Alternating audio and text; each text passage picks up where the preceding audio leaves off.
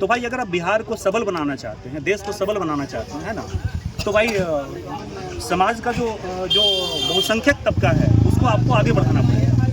जितना यादव समाज का आबादी है उसके अकॉर्डिंग इसमें एजुकेशन रेशियो नहीं के बराबर है। अब 10% के आसपास में मान के चल सकते हैं कि समाज में जो पढ़े लिखे लोग हैं वो टाइम देंगे, है ना, to educate the peoples of our society.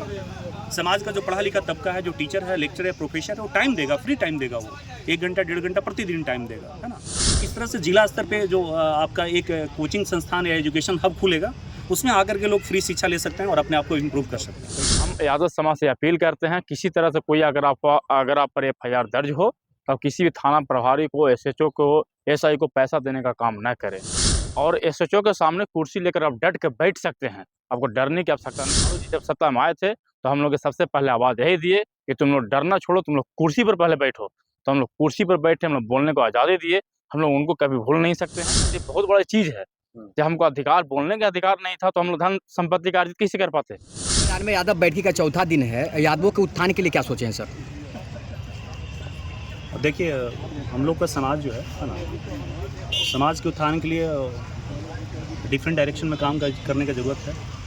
और हम लोग को शैक्षणिक दृष्टिकोण से भी काम करने की ज़रूरत है, एजुकेशन सेक्टर में आर्थिक दृष्टिकोण से भी काम करने की ज़रूरत है, इकोनॉमिक दृष्टिकोण से, और पॉलिटिकली भी काम करने की ज़रूरत है, और सामाजिक स्तर पे भी काम करने की ज़रूरत है। ठीक है, तो सबसे ज़्यादा जो मेन इशूज़ अभी है ना, जो मेन हम लोग के समाज में जो मेन समस्या है ना, जो वर्निंग इशूज़ है, वो एजुकेशन का है। जितना यादव समाज का आबादी है उसके अकॉर्डिंग इसमें एजुकेशन रेशियो नहीं के बराबर है। अब 10% के आसपास में मान के चल सकते हैं कि अगर 100 यादव समाज में आप लोगों को कंसिडर करते हो, या 100 यादव समाज के लोग हैं, तो उसमें जो है से 90 लोग, 10 लोग ही मात्र पढ़े लिखे हैं। आप ये मान के चलिए, है ना। तो भाई अगर पढ़े लिखे नहीं हैं, तो नहीं पढ़े लिखे हैं, तो यही मेन समाज का मेन समस्या है ना। जो है इलिटरेसी ही समाज का जो समस्या है, वही मेन है हमारा, इलिटरेसी। तो भाई उसको हम कैसे दूर करें, है ना। हमारा समाज माने कैसे आगे बढ़े, है ना, कैसे शिक्षित हो, है ना, कैसे आपका टेक्निकल पढ़ाई में टेक्निकली स्तर पे आगे बढ़े, हायर एजुकेशन में आगे जाए, है ना। उसी पे हम लोग चर्चा कर रहे थे, है ना। और उसी से रिलेटेड था कि भाई अगर समाज को सुदृढ़ करना है तो एजुकेशन में आगे लाना पड़ेगा। और हम लोग एजुकेशन को जिला स्तर से लेकर के, है ना, जिला स्तर से लेकर के प्रखंड स्तर से लेकर गांव स्तर पे ले जाने वाले, है ना। हम लोग ने ये डिसीजन लिया है कि भाई समाज इतना एजुकेशन में पीछे है, तो जिला स्तर पे जितने भी टीचर्स हैं, लेक्चर्स या प्रोफेसर, है ना, जहाँ पे वो काम कर रहे हैं वो काम करें, और कम से कम वो टाइम निकाल करके समाज के लिए 1 से 2 घंटा, 1 घंटा डेली, है ना। अगर 20 मान ली के टीचर्स, लेक्चर या प्रोफेसर हैं गया जिला में, है ना, तो भाई 1 से 1.5 घंटा वो डेली, है ना, मुफ्त टाइम अपना समाज के लिए दें। इस तरह से अगर 10 टीचर हो गए और 1.5 घंटा टाइम दे रहे हैं, तो समाज के लिए 15 घंटा टाइम दे रहा है ना। उससे क्या होगा, हमारा समाज का इम्प्रूवमेंट होगा, है ना। तो मेन जो सबसे बड़ा इशूज़ है वही है। इसी तरह से ग्रामीण स्तर पे भी देखा जाए तो गांव में भी बहुत ज़्यादा एजुकेशन की कमी है, वहाँ पे लोग नहीं हैं। तो गांव में भी समाज का कोई अच्छा लड़का है जो पढ़ा लिखा है ना, उसको समाज को प्रमोट करना चाहिए कि भाई तुम अगर 5वें स्तर तक ही पढ़ाना जानते हो तो 5वें स्तर तक ही 1 घंटा तुम टाइम दो, समाज उसके बदल कुछ उसको आर्थिक मदद कर दे। कोई लड़का अगर 10वें स्तर तक का एजुकेशन का ज्ञान रखता है तो 10वें स्तर तक ही 1 घंटा टाइम दे समाज के लिए, है ना। तो इस तरह से क्या होगा, समाज का इम्प्रूवमेंट होगा, है ना। तो बिना एजुकेशन को अपनाए हुए हम मजबूत नहीं हो सकते हैं। छात्रावास को लेकर आप लोग अभी बैठक में बोल रहे थे कि छात्रावास का बार बार चर्चा होती है, छात्रावास को लेकर। हाँ बिल्कुल, उसकी क्या पहल है? छात्रावास को लेकर के जो चर्चा है ना, वो ज़रूरी है। जिला स्तर पे एक छात्रावास बने समाज के लिए, है ना। और उसमें क्या है कि हम लोग ज़मीन को आइडेंटिफाई कर रहे हैं, है ना, और कौन कौन से लोग डोनर हैं, या फिर अगर ज़मीन लोग डोनेट नहीं करते हैं। जैसा कि अभी के मीटिंग में क्लियर हुआ है कि बहुत सा ऐसा जगह है जहाँ पे हम लोग के समाज का ज़मीन पड़ा हुआ है ना, और मेजर में ज़मीन पड़ा हुआ है, कई बीघा में पड़ा हुआ है। उस ज़मीन को हम आइडेंटिफाई करेंगे, और आइडेंटिफाई करने के बाद, है ना, ये जो मसला है हम लोग अपने समाज में रखेंगे, और उस पर कैसे बिल्डिंग का कंस्ट्रक्शन का काम होगा, है ना। जैसे बहुत से लोग हैं कि ठीक है भाई, कोई ज़मीन देना चाहते हैं या ज़मीन पहले से समाज के लिए है। बहुत से लोग ईट भट्टे का कारोबार करते हैं तो ईट देना चाहते हैं। बहुत से लोग उसमें क्या है कि भाई सीमेंट का कारोबार करते हैं तो सीमेंट छड़ का योगदान देंगे। बहुत से व्यक्ति है कि गिट्टी के व्यवसायी है तो गिट्टी देंगे। बहुत सा जो है बिल्डिंग का काम करते हैं, बिल्डर हैं तो बिल्डिंग कंस्ट्रक्शन में काम करें। इस तरह से भाई जो है ना, इस तरह से कुल मिला जुला करके हम लोग का वो जो है छात्रावास का काम होगा, है ना।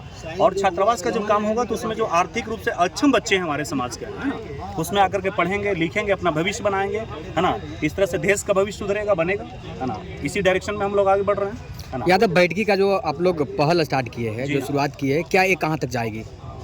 ये अभी तो स्टार्टिंग है ना, इसको बहुत दूर तक ले जाना है ना, और बहुत दूर तक ले जाना है। और देखिए, बिहार में जैसा कि हम लोगों को पता है कि बिहार में यादवों का जनसंख्या 14% लोग बोलता है, लेकिन हमें जो ज्ञात है ना, या जो पढ़े लिखे लोग हैं वो जानते हैं कि 20% है।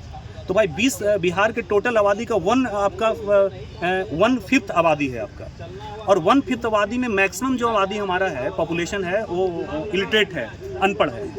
तो भाई अगर आप बिहार को सबल बनाना चाहते हैं, देश को सबल बनाना चाहते हैं, है ना, तो भाई समाज का जो बहुसंख्यक तबका है उसको आपको आगे बढ़ाना पड़ेगा, उसको एजुकेशन प्रोवाइड करना पड़ेगा, है ना।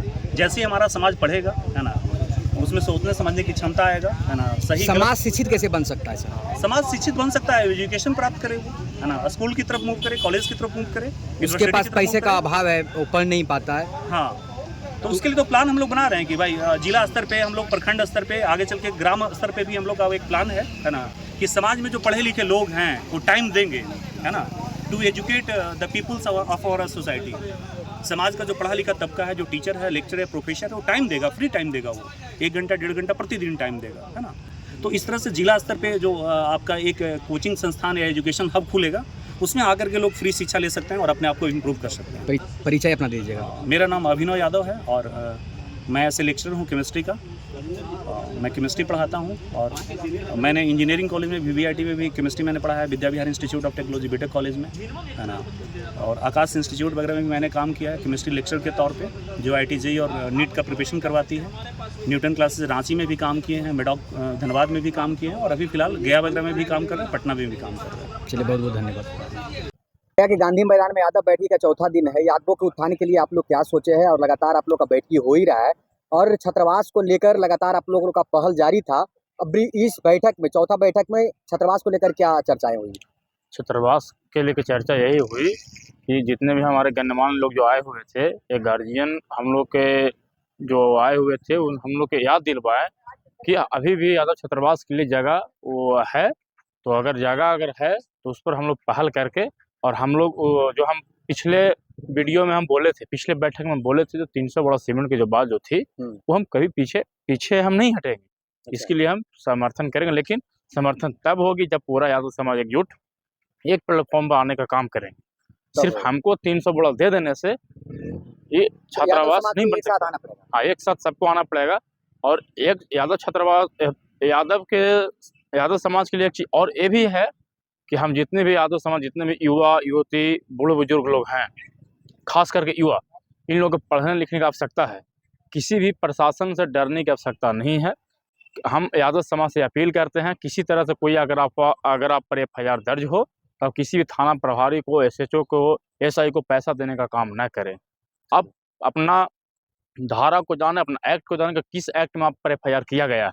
पहले यादव और समाज को शिक्षित होना होगा। हाँ, शिक्षित होना होगा, और SHO के सामने कुर्सी लेकर आप डट के बैठ सकते हैं। आपको डरने की आवश्यकता नहीं है। लालू जी जब सत्ता में आए थे, तो हम लोग के सबसे पहले आवाज़ यही दिए कि तुम लोग डरना छोड़ो, तुम लोग कुर्सी पर पहले बैठो। तो हम लोग कुर्सी पर बैठे, हम लोग बोलने को आज़ादी दिए। हम लोग उनको कभी भूल नहीं सकते हैं। अधिकार दिए। हाँ, वो हम बोलने का अधिकार दिए, बहुत बड़ी चीज़ है। जब हमको अधिकार, बोलने का अधिकार नहीं था, तो हम लोग धन संपत्ति का अर्जित कैसे कर पाते। लेकिन उन लोग हमको अधिकार दिए, इसके लिए हम उनको तहे दिल से शुक्रिया अदा करते हैं, क्योंकि हम लोग अभिभावक हैं।